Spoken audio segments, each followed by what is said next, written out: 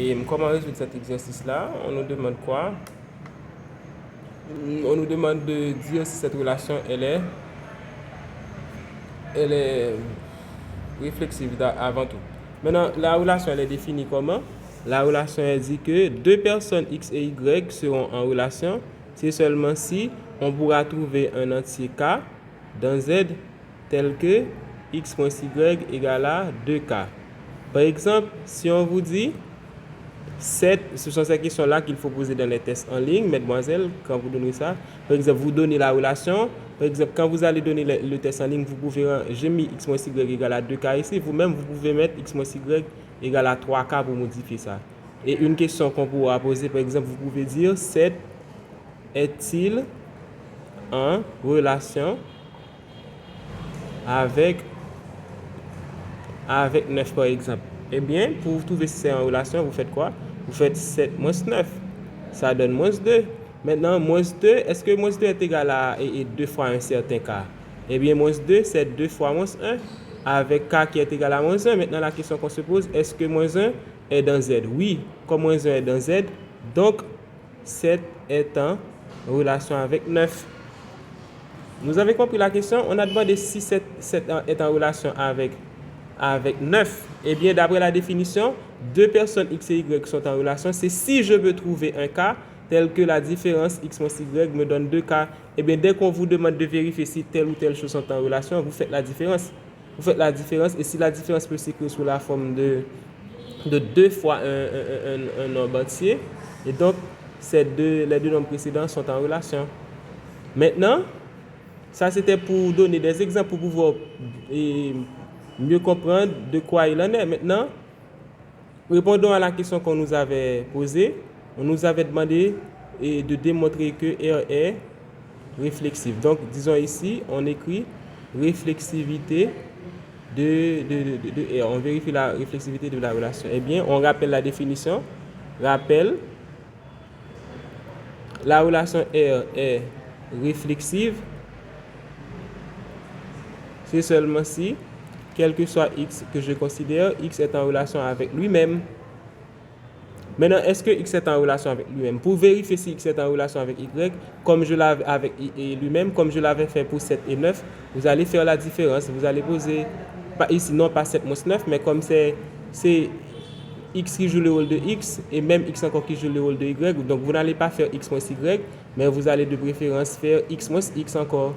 Donc vous faites X moins X qui donne évidemment 0. Maintenant, est-ce qu'il peut exister un K tel que 0 égale à 0 fois K? Or, oui, ça c'est vrai, 0 fois K, ça donne encore 0. Donc, quel que soit K que je prends dans Z,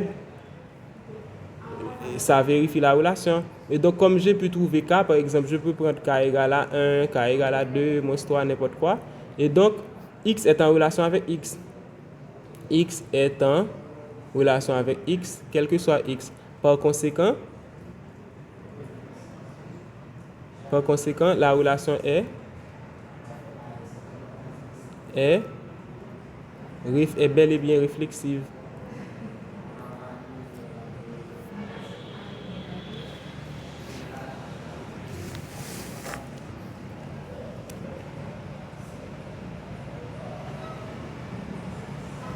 Maintenant, pour la symétrie, on vous demande, est-ce que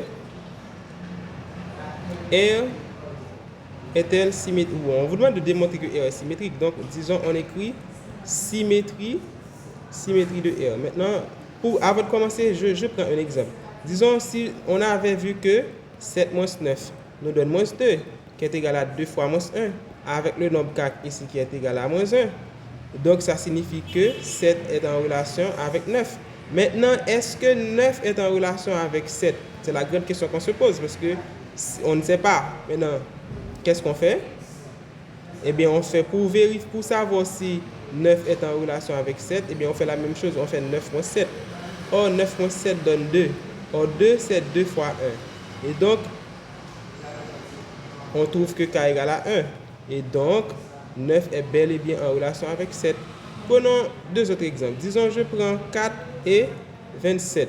Est-ce que 4 est en relation avec 27? Eh bien, on a deux choses à vérifier. est-ce que 4 est en relation avec 27 et est-ce que 27 est également en relation avec 4 aussi? On a ces deux choses à vérifier. Eh bien, comme d'après la définition de la relation, on va faire la différence. On fait 4 moins 27, on vérifie ce que ça donne. Ça donne moins 21. Maintenant, est-ce que moins 21 peut s'écrire comme étant 2 fois quelque chose? Est-ce qu'il existe un cas? La question qu'on se pose, est-ce qu'il existe un cas tel que 2 fois k nous donne moins 21? Donc, ceci revient à écrire que k égale à moins 21 demi. N'oubliez pas que k doit être dans z. Or, le nombre qui est ici, c'est un nombre décimal. K n'est pas dans z. Comme k n'est pas dans z, on conclut quoi? Donc, 4 n'est pas en relation avec...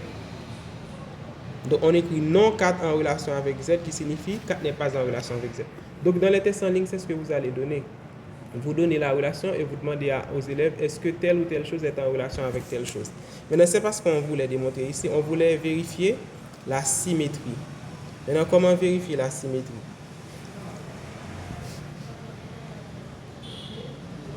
Symétrie de R. On rappelle la définition une nouvelle fois. R est symétrique. C'est seulement si. Maintenant, pour symétrie, il faut prendre deux éléments, quel que soit x, y que je considère. Eh bien, si x est en relation avec y, je dois pouvoir démontrer que y est aussi en relation avec x. Maintenant, on part de l'hypothèse, on dit, supposons que x est en relation avec y. Eh bien, qu'est-ce qu'on va faire? On va dans notre esprit, on sait qu'on va vérifier que si y est également en relation avec x. Maintenant, x en relation avec y, ça signifie quoi? D'après la relation, ça signifie qu'il existe un cas appartenant à z tel que x moins y égale à 2 fois k. Mais nous-mêmes, ce que l'on veut, c'est démontrer que y est en relation avec x. Mais pour y en relation avec x, on n'a pas besoin de x moins y, mais de préférence de y moins x. Maintenant, la question qu'on se pose, comment passer de x moins y à y moins x? Or, je vous l'avais déjà démontré dans le cours, il y a une relation entre x moins y et y moins x. C'est quoi cette relation? Eh bien, vous allez être d'accord avec moi que x moins y, c'est l'opposé de y moins x. Une autre façon, maintenant l'opposé de x est noté moins x. Donc, ça signifie que x moins y, c'est moins y moins x. Or, x moins y égale à 2k, donc ça nous fait moins 2k. Or, ou encore, 2 fois moins k. Or, moins k est l'opposé de k qui est dans z et z contient tous ses opposés. Donc, moins k est dans z aussi. Or, moins k est l'opposé de z. Non, est l'opposé de k et z est l'opposé de k qui est dans z. Et z lui-même contient les opposés de tous ces éléments. Et z contient les éléments de tous ces opposants, de tous ces éléments. Les opposés de tous ces éléments. Donc, ça signifie quoi? Ça signifie que moins k est aussi dans z. Et donc, on a écrit y moins x comme étant 2 fois moins k, avec moins k qui est dans z. Et donc, y est en relation avec x. Par conséquent, la relation, elle est comment? Par conséquent, la relation R, elle est bel et bien symétrique. Vous voyez ici, quelle est la base de la relation?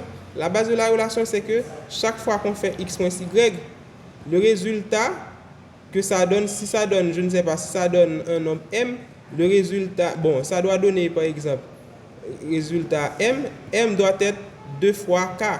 Donc ça signifie que le résultat doit donner quelque chose qui est pair. Dès que le résultat n'est pas pair, donc les éléments ne sont pas en relation.